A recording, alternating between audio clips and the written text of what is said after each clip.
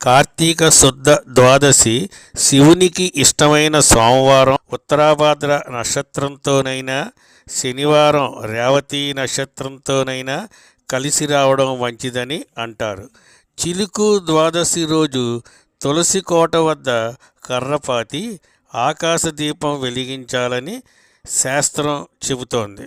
సోమవారం ఉత్తరాభాద్రతో వచ్చిన కార్తీక ద్వాదశిని హరవాసరమని, శనివారం రేవతి నక్షత్రయుక్తమైతే హరివాసరమని అంటారు. పరమార్థికంగానే కాక మనిషి విధి విధానాల్లోనూ తులసికి మహత్తు ఉన్నదని భావిస్తారు.